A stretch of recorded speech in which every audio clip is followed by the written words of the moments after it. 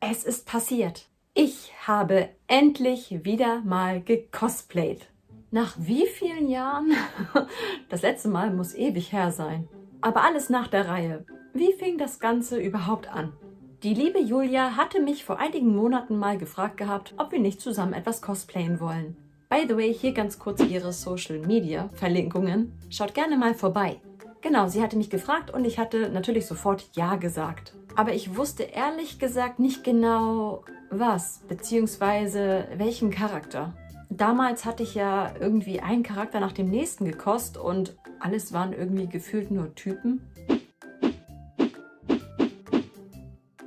Und ich fand es irgendwie echt schwer, jetzt einen Charakter zu finden, den ich unbedingt kosten möchte. Dass sich der ganze Aufwand und das Geld auch irgendwie lohnt. Dann verging etwas Zeit und ich habe random auf Mercari, dem japanischen eBay quasi, etwas rumgesurft. Ich habe nach Klamotten geschaut und fand dann dieses Dress hier. Oh mein Gott. Ich wollte es unbedingt haben. Ich meine, Gott, diese Hanafuda-Karten, das ist so ein cooles Design einfach. Das ganze Set war übrigens eine eigene Zusammenstellung vom Seller gewesen. Der Rock ist von Amawell und das Oberteil ist von einer chinesischen Marke, die Red Maria heißt. Das war noch, wie gesagt, vor Halloween und ich wollte unbedingt dieses Dress haben, weil ich mir dachte, boah, das wäre eigentlich perfekt für irgendein Halloween-Kostüm. So ein bisschen so Yokai-mäßig oder irgendwie sowas in der Richtung. Dann hat mir das mein Mann geschenkt und ich war einfach super happy. Tja, und dann kam es erstmal nicht an. Und ich muss ehrlich sagen, ich hatte teilweise echt Panik, dass es irgendwie irgendein Scam wäre oder so. Also ich hatte wirklich Bedenken eine Zeit lang. Nach einigen Wochen war es dann da und war dann ehrlich gesagt ein bisschen zu spät da für Halloween. Ich saß dann dran und habe echt überlegt, was ich damit machen könnte. Irgendwie wollte ich damit schon wirklich irgendein nettes Fotoshooting machen. Dann hatte ich zwischenzeitlich den Einfall, dass Julia mich ja gefragt hatte. Und ich habe ihr dann daraufhin bei einem Treffen davon erzählt. Das war so süß, sie war irgendwie direkt Feuer und Flamme und sofort dabei. Und wir haben uns ziemlich schnell darauf geeinigt, Kizune zu machen. Sie hatte dann daraufhin eine Skizze angefertigt, vor allem für ihren Part, wie dann ihre Klamotte aussehen soll. Boah, und als ich das gesehen habe, ich war einfach super gehypt. Dann ging die ganze Vorbereitung los. Und zwar, an allererster Stelle, was tun mit den Ohren? Ich meine, es gibt ja mittlerweile echt tolle qualitative Ohren, aber bis die angekommen wären, das hätte doch Wochen gedauert. Deswegen haben wir ein bisschen auf Amazon rumgeschaut und auf anderen Webseiten.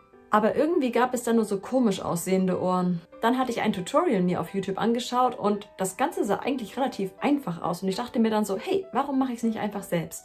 Daraufhin bin ich dann nach Kamata in den User-Wire und habe nach Fell gesucht. Bester Bastelladen überhaupt, by the way.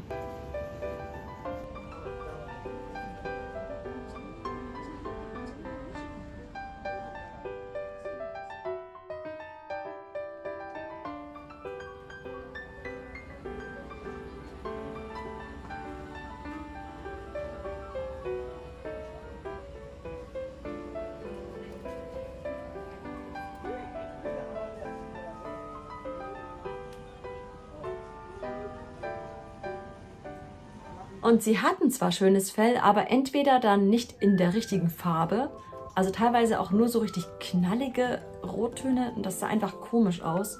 Beziehungsweise gab es schon schöne Farben, aber diese Fellstreifen waren dann viel zu schmal und genau die Größe, die ich haben wollte, war dann in dem Moment natürlich ausverkauft.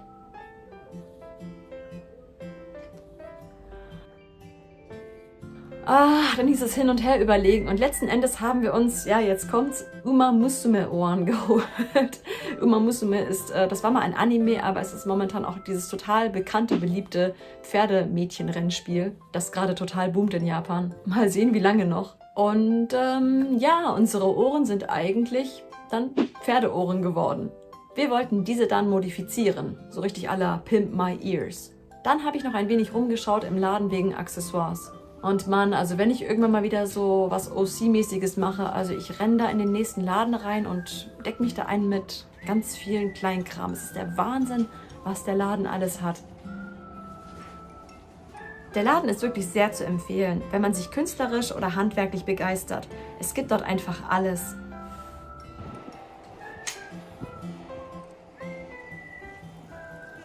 Und was natürlich auch nicht fehlen darf, Fotograf und Location. Julia kannte zum Glück einen Fotografen, den sie gefragt hat und der dann auch daraufhin gleich zugesagt hat. Gott sei Dank! An Fotostudios an sich kannte ich bisher nur das Hakko Stadium und das Booty. By the way, dazu habe ich auch mal Videos gemacht. Die sind aber auch schon etwas älter. Ich wollte irgendwie etwas Extravagantes, etwas BAM! Und habe deshalb erstmal ganz simpel nach Washitsu und Studio gegoogelt. Da bekam ich das Studio Komuya vorgeschlagen. Und mal ehrlich, sieht das geil aus, oder was? Der Hammer. Das Studio an sich hat 2 Gebäude und man kann für sein Shooting eins reservieren. Oh Mann, das war auch erstmal ein Akt. Erstmal überhaupt checken, wie das überhaupt mit diesen ganzen Ticketfunktionen bzw. mit dem Schedule abläuft. Das war kreativ. Dann natürlich auch noch das Ganze abklären, was am besten wäre für uns. Und wir wollten erstmal den Ganztagsplan machen, haben aber doch den kürzeren Plan dann gewählt. Ich sag dann noch nachher am Ende, wie viel das Ganze gekostet hat. Aber lange Rede, kurzer Sinn, wir haben die Reservierung bekommen. Yes! Aufregung pur, ich sag's euch. Dann sind wir nach Ikebukuro gefahren, denn etwas hat noch gefehlt. Und zwar die Wig. Ohren. Das sind keine Ohren. Aber die machen halt alle so ein bisschen übermäßig. Ja, ne?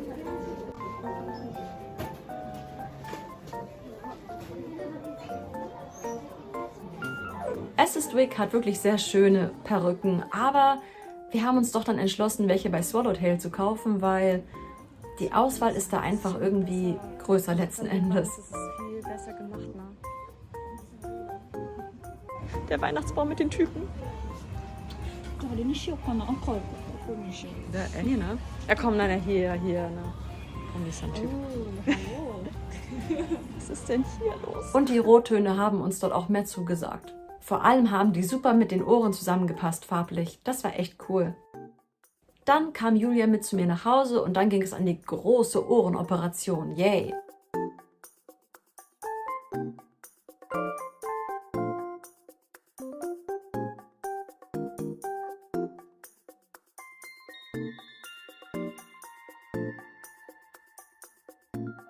Boah, ich sag euch, Daiso ruled. Ich habe dort nämlich zuvor eine Heißklebepistole für nur 200 Yen gekauft und das Ding hat funktioniert. Das ging super. Wir haben dann etwas mit dem weißen Fell rumgeklebt, was ich mitgenommen hatte und es sah letzten Endes echt nicht schlecht aus. Ich hätte nicht gedacht, dass wir die so retten könnten. Ich war echt so unsicher und Julia hat mir immer gut zugeredet und gemeint, wir schaffen das, wir kriegen das hin und sie hatte recht. Dann kamen die Accessoires als nächstes dran. Ich wollte irgendwie sowas Misohiki-mäßiges und hatte dann die Idee. Achtung, es wird wieder super billig. Es gibt in Japan Glückwunschkarten mit wunderschönen, aufwendigen Misohiki dran. Ja, ganz easy. Ich bin einfach locker zum Daiso rüber und habe dann so eine Karte geholt.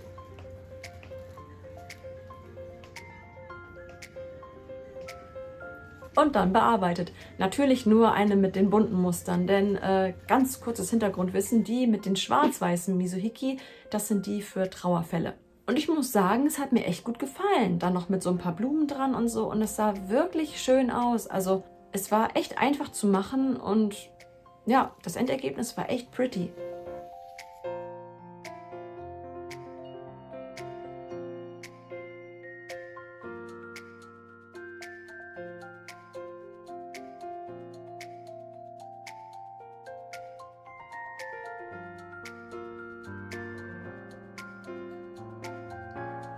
Julia hatte uns dann nochmal so extra Broschen gebastelt aus Misohiki und sie hatte beim, ich glaube es war Sedia, auf jeden Fall ein anderer Hyakuen-Store. Und dort hatte sie so einen richtig coolen Tengu-Anhänger und Kitsune-Anhänger gefunden. Das war so cool. Dann war der große Tag gekommen, das Shooting.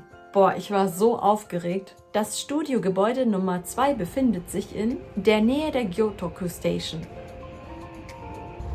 足元にご注意ください。出口は左側です。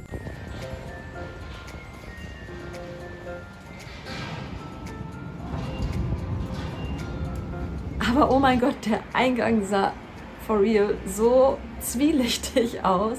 Und innen drin wurden wir dann von einem total schönen Studio überrascht. Das Studio besteht aus einem großen Raum, einer Toilette, einem Aufenthaltsraum und ja, einem kleinen Extrazimmer, in dem man sich fertig machen kann. Es ist wesentlich kleiner als das Hako oder Budi, aber hat vollkommen ausgereicht. Also die Kulisse war einfach der Hammer. Und es tat so gut, wieder ein Cosplay zu tragen. Es war so toll.